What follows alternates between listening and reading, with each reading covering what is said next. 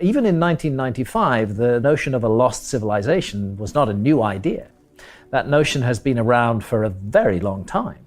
We can take that notion actually back thousands and thousands of years. The most famous example is Plato, the Greek philosopher Plato, who gave us the story of Atlantis. From Plato comes the story of Atlantis, a great advanced civilization which had navigating and seafaring skills, which could explore the world, which built gigantic buildings, which had advanced knowledge in every area, which was prosperous and powerful. But then Plato says that corruption crept into this society, that it became cruel and avaricious, it became greedy, it began to impose its power around the world.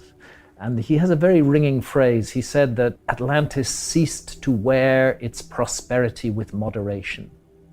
And the suggestion is that it's this hubris, this conceit of Atlantis, that it had become so sure of itself that somehow the universe struck it down, and we have the cataclysm of flood and disaster, and Atlantis is submerged beneath the waves. Now, of course, the view of historians and academics is that Plato's story is just made up. He just made it up to make some political or philosophical point. But this cannot be so. That view can't be right. I was very suspicious of that view the first time I heard it from a mainstream historian. Why are they saying that Plato made this up? Plato repeatedly states that it is a true story. And as we look into it further, we find something else, that Plato puts a date on the destruction of Atlantis. He says Atlantis was submerged beneath the waves in a huge global cataclysm 9,000 years before the time of Solon. We know Solon, we know who he was. Solon was a famous Greek lawmaker. He was an ancestor of Plato, as a matter of fact, about 200 years before Plato. And around 600 BC, Solon, the great Greek lawmaker, made a visit to Egypt. And in Egypt, the priests at a temple of Sais in the Delta told him the story of Atlantis, and they said that it was written on the walls of the temple. And he said, when did this happen? When was this great civilization destroyed? And they said 9,000 years ago, and that was in 600 BC. So that's 9,600 BC in our calendar. That's 11,600 years ago. Plato is telling us a great civilization was destroyed in a global cataclysm of flood 11,600 years ago. He's laughed at by all academics and historians. But then geology comes along, and lo and behold, what do we find? 11,600 years ago is a truly cataclysmic episode in geological history.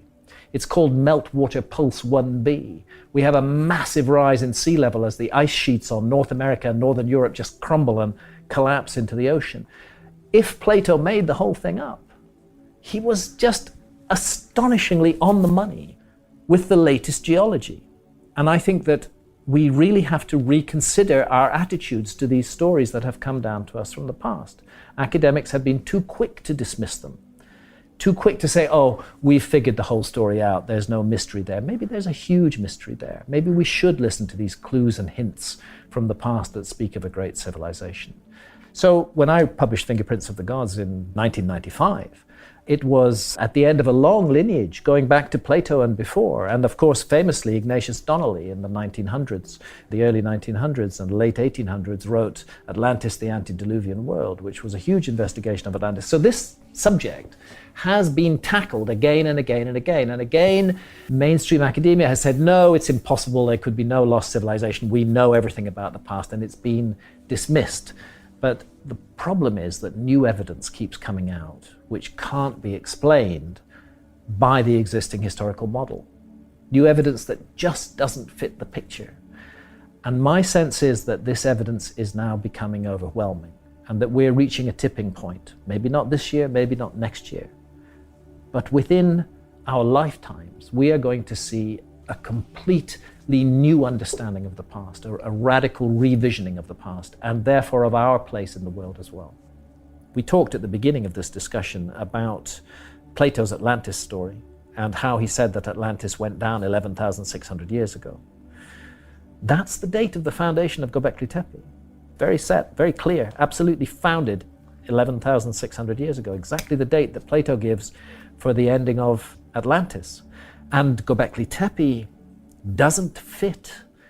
It just comes out of nowhere. Out of nowhere.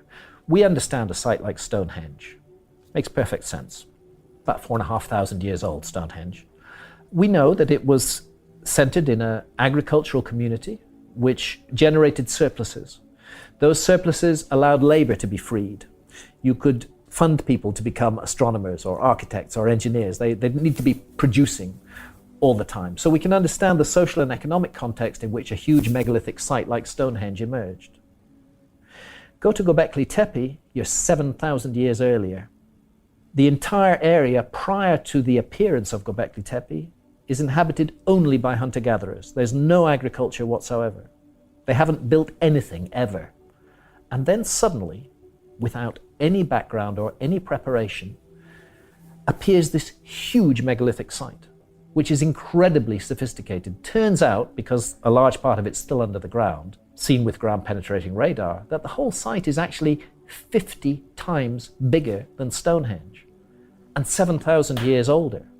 So how do we account for this? Did a group of hunter-gatherers in Turkey wake up one morning, magically inspired, that they suddenly knew how to cut and quarry stone, move blocks weighing in some cases up to 50 tons, create gigantic stone circles in an area with no water, involving bringing a labor force and organizing that labor force and feeding and watering them, to create the world's first perfectly north-south aligned building, which involves accurate astronomy, to do all of that, and at the same time to invent agriculture. Because at the same moment that Göbekli Tepe pops up, suddenly agriculture appears in that same region of Turkey.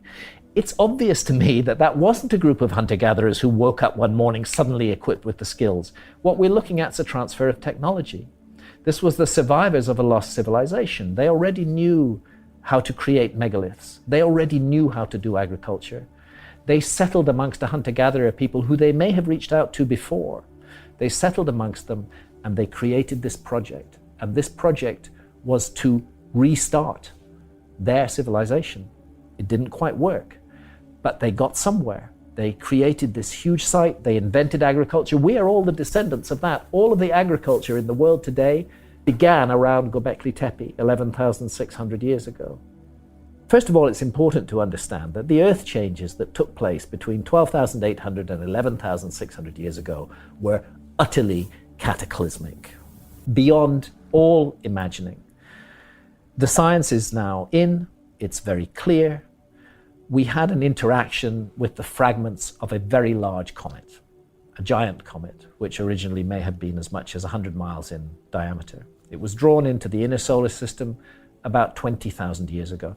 These things come from very far away. They come from a place called the Oort cloud, which is almost light year away. It's so far away. It's so far away. A huge sphere of trillions of comets in the very outer solar system. But disturbances, gravitational disturbances, can send comets out of those safe orbits, winging in towards the inner solar system.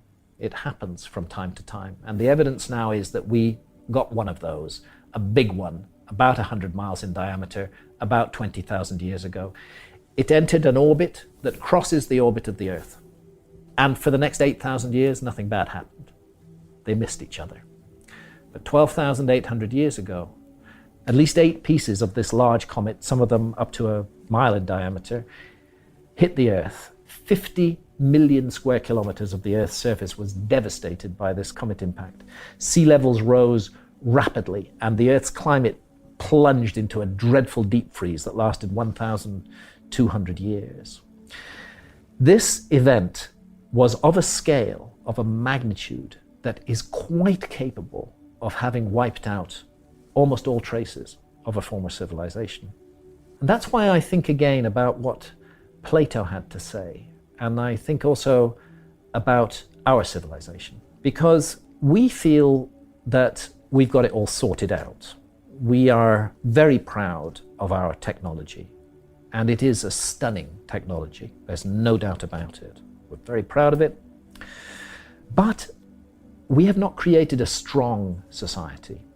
Those technologies work through interactions, through networks, through connections. Nobody has all the pieces of the puzzle. Everybody has a little bit of the puzzle, and we cooperate together and we pool our skills, and we've created this world. But if you were to have a massive cataclysmic event occurring, if, for example, we were to face another comet impact as we did 12,800 years ago, then all the fragile networks that tie our society together would fall apart. And I don't believe that our civilization would survive such a cataclysm. Human beings would definitely survive, but our civilization would not survive because, contrary to its surface appearances, it's actually very fragile and very easily broken. Those who would survive the cataclysm would be hunter-gatherers, people like the Kalahari Bushmen or the hunter-gatherers of the Amazon basin. They would hardly notice it, as a matter of fact. Hunter-gatherers are in the business of survival in very difficult circumstances, and they would get through it. We would not. Very few people in modern Western technological society know how to survive at all. We have no survival skills whatsoever. Food supply into our cities is on a just-in-time basis, 2-3 days maximum food supply in a city, then you have people starving. How rapidly and radically this civilization would fall apart faced by a gigantic cataclysm, it's almost impossible to describe. The people who would carry the human story forward would be the hunter-gatherers. And 10,000 years from now, their descendants might tell a story about how there had been a time when there was a great civilization on this earth. So advanced, its powers were almost miraculous. Do you know, they could send people to the moon. They could fly around the world. They could speak to each other on other sides of the planet. But something went wrong. They became cruel. They became arrogant. They began to impose their will on others. They ceased to wear their prosperity with moderation, and the universe struck them down. I think there's a message in the Atlantis story for our civilization. We should stop being so fucking arrogant and proud in our achievements. We should show some humility, and we should learn the lessons of the past.